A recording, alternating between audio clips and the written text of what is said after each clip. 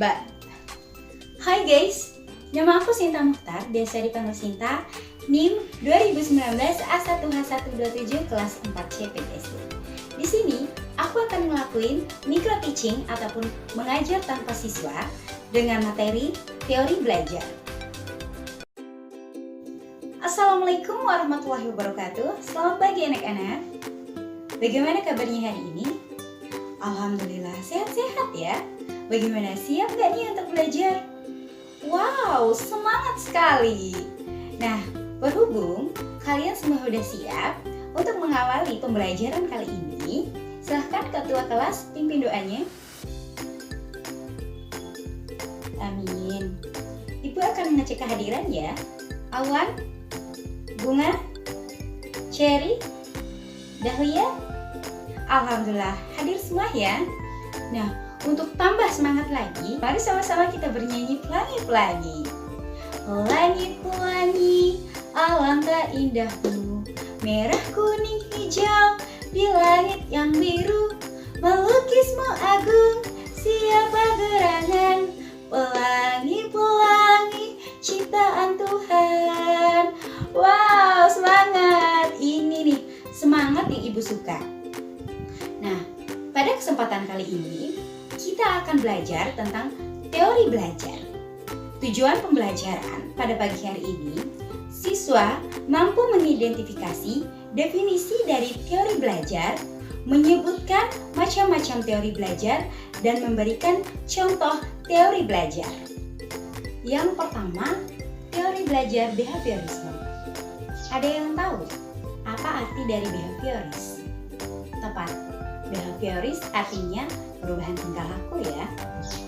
Teori belajar behaviorisme adalah teori yang memandang bahwa belajar merupakan perubahan tingkah laku seseorang yang dapat diamati. Contohnya seperti apa? Misalkan ibu memberikan kalian tugas matematika secara terus-menerus sehingga hal ini menjadi kebiasaan pada kalian sehingga akan berdampak pada perubahan tingkah laku kalian yang tadinya malas mengerjakan tugas matematika sehingga menjadi rajin dalam melakukan atau mengerjakan tugas matematika. Yang kedua, teori belajar kognitivisme. Teori ini lebih menekankan pada proses pembelajaran daripada hasil belajar itu sendiri. Contohnya seperti apa? Misalkan pembelajaran bermakna kepada siswa dengan pembelajaran menggunakan benda-benda konkret. Misalkan buku ini bentuknya apa ya? Segi 4 atau segi 3 atau persegi panjang. Nah, ini kan merupakan benda-benda konkret. Yang ketiga, teori belajar konstruktivisme.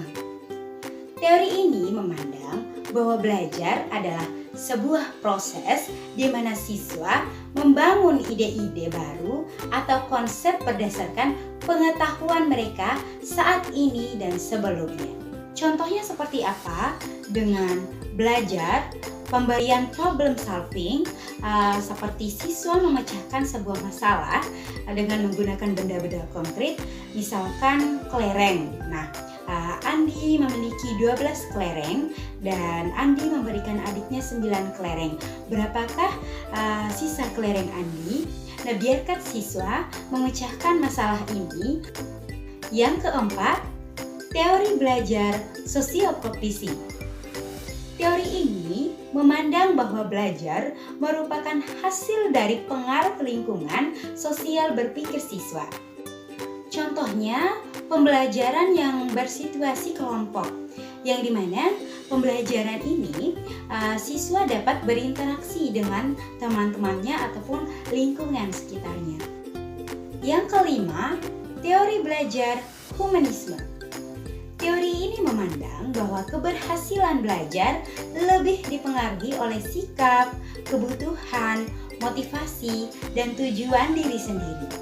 Contohnya, sebelum belajar, ajak siswa untuk bermain ataupun bernyanyi agar siswa memiliki motivasi dalam belajar. Nah, dari hasil pembelajaran kita tadi, siapa nih yang bisa memberikan kesimpulannya? Ya, Awan, silahkan. tepat bahwa teori belajar merupakan dasar dari proses pelaksanaan pembelajaran dan ada 5 macam ya teori belajar itu sendiri yang sudah disebutkan tadi. Nah, untuk lebih berkahnya, silahkan ketua kelas memimpin doa sebelum kita pulang. Amin. Akhir kata, lebih dan kurangnya Ibu mohon maaf. Wabillahi taufiq wal hidayah. Wassalamualaikum warahmatullahi wabarakatuh.